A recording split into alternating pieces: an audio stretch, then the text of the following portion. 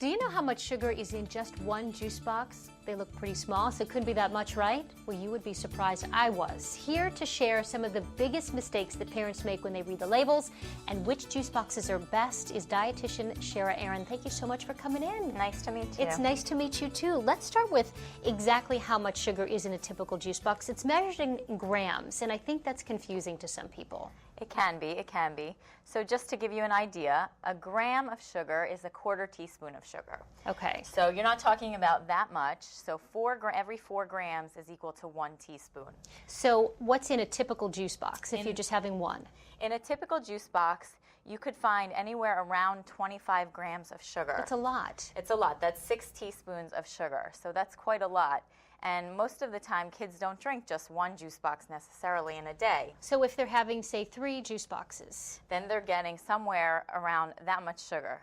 You're getting into the half-cup range of sugar. And this is how many teaspoons we're talking here? 18 This teaspoons. is 18 teaspoons. That's crazy, just in 3 juice boxes. 3 juice boxes. Okay, now this is what's really disturbing. You're showing us here 8.6 pounds of sugar. That's what you'd get in how many juice boxes? That's 3 per week.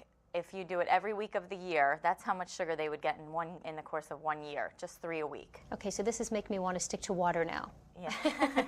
Okay, so when you look at the front of a juice box, it says 100% juice, or it says, vitamin C packed with it. It can be pretty deceiving, and you're recommending that we ignore the front altogether. Exactly. What should we be looking at? Exactly. When you look at the front of the packaging, that is the marketing. So that's what the company wants to tell you about. What you need to do is turn it over or turn it to the side in this case and look at the ingredient label. You want to look at what the ingredients are. Is it 100% juice? Does it contain added sugars? You want to look at those ingredients, and the higher up the ingredient is on that list, the more that's in there. So let's talk about sugar, because it always doesn't just say sugar. There are a lot of code words that you need to know. Tell us some of them. Right.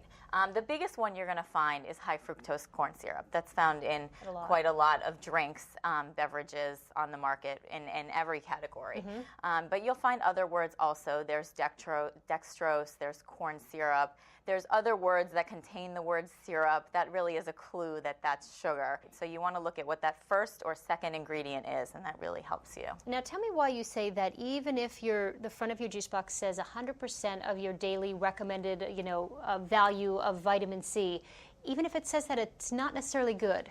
Well, the reason why is really because they can add all kinds of vitamins and minerals and make things look better and they're not naturally occurring. They're added in there. What I would prefer as a dietitian is to have it come from the actual fruit. So whatever fruit it is providing that natural nutrient rather than adding lots of things into it. If you go down to the bottom of the list, you might see all kinds of names of vitamins and minerals that have been added to it, and it's not coming from the juice, it's coming from added. But you're definitely not saying forget juice altogether, No. because there are some out there, and you've brought some today that are okay.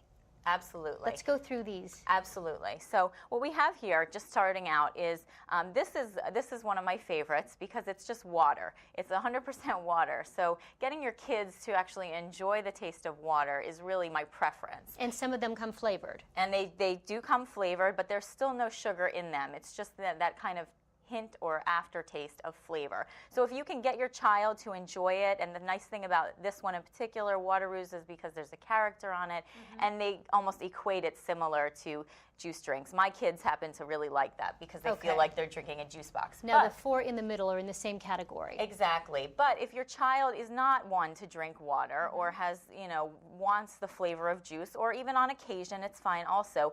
These 4, the Mott's for Tots and the Sensible Sippers and the others we have here, all are blends of juice and water. So they're basically watered down juice. So maybe what you would already be doing at home, this is prepared for you and you can send it with your child. Half the sugar of a regular juice box? Are we talking about 3 teaspoons? Yes, about half. Some of them have less, depending on the size. But yeah, for about the same size, it's about half the sugar. But some of them are smaller, like this one, so you'd be getting even less sugar. And this says 100% juice. And 100% juice. Again, there's nothing wrong with 100% 100% juice. The American Academy of Pediatrics allows 4 to 6 ounces of juice per day. What I would just say is whenever it comes to juice, you just need to moderate it. They can have one of these a day, and that counts as their fruit serving, and you're not going above and beyond the recommendations.